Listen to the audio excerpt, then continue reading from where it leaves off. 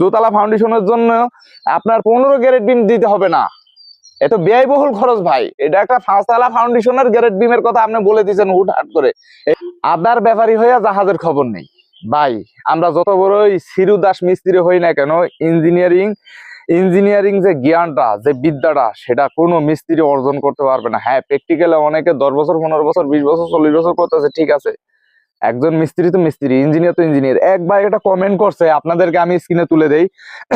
ভাই কলমের সাইজ 10-12 এবং গ্রেড বিমের সাইজ কি 10-12 করা যাবে?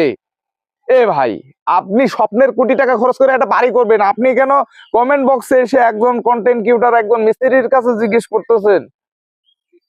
আপনার স্বপ্নের বাড়ি, লক্ষ লক্ষ টাকা খরচ করে বাড়ি করবেন, এবং উত্তরটা দিছে কি দেখেন, স্ক্রিনে দিয়ে দিলাম। 10-15 মজবুত একটু বেশি হয়। এই ভাই, 10-15 10-12 পিলার করছে, 10-12 পিলার।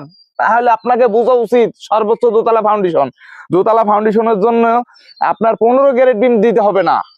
এত ব্যয়বহুল খরচ ভাই। এটা একটা 5তলা ফাউন্ডেশনের গ্যারেট বিমের কথা আপনি বলে দিচ্ছেন হুটহাট করে। এই যে মানুষকে ভুলভাল পরামর্শগুলো যারা দিতেছেন, তারা কি করতেছেন? আর যারা নিতেছে তারা আবার কি করতেছে? আমি অনেকদিন ধরে, আমি আসলে ফেসবুকে অনেকদিন ধরে ভিডিও দেই না। আমি উচিত কথা বললেই নাকি বলবে এই যে চুলকানি উঠছে। আমার ভিডিওটা সর্বোচ্চ শেয়ার করে দিবেন। আপনারা স্বপ্নের বাড়ি করেন, একজন ইঞ্জিনিয়ারকে দিয়ে একটা প্ল্যান করান ভাই, একটা প্ল্যান করান।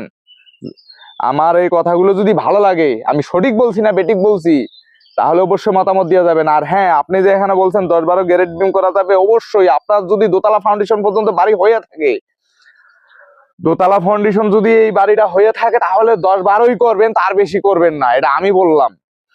আর যদি আপনার ফাউন্ডেশনটা বেশি হয়, বেশি যদি হয়, তাহলে অবশ্যই ইঞ্জিনিয়ার স্যার আপনি কাজটা হাত দেন না, এটাও বুঝতে হবে। যে মিস্ত্রিটা কমেন্ট করছে, এ ভাই, যে ভাই আপনি কমেন্টটা করছেন, আপনাকে বুঝতে হবে যে আমি যে কমেন্টটা করতেছি, এই ভাইটা যেহেতু বলছে 10-12 করা যাবে কিনা, তাহলে বুঝতে হবে এই বিল্ডিংটা সর্বনিম্ন মানে 1 থেকে 2 তলার উপরে না, 1 থেকে 2 তলা ফাউন্ডেশনের উপরে না।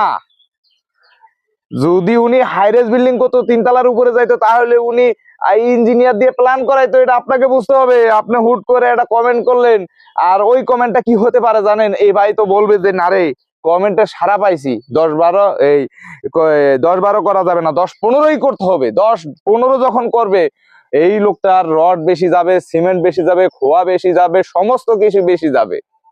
তখন একটা বিল্ডিং এর পার স্কোয়ার ফিট কত দাঁড়াবে খবর আছে? খবর নাই ভাই।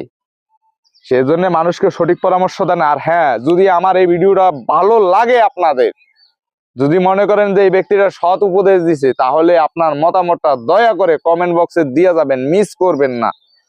আপনারা যদি উৎসাহ না পান, সঠিক পরামর্শ কোথা থেকে দেব? এটা মতামতটা দয়া করে দিয়ে যাবেন। যদি ভিডিওটা ভালো লাগে, একটু শেয়ার করে দিবেন, অন্যকে দেখার সুযোগ করে দিবেন। ধন্যবাদ সবাইকে। আসসালামু আলাইকুম।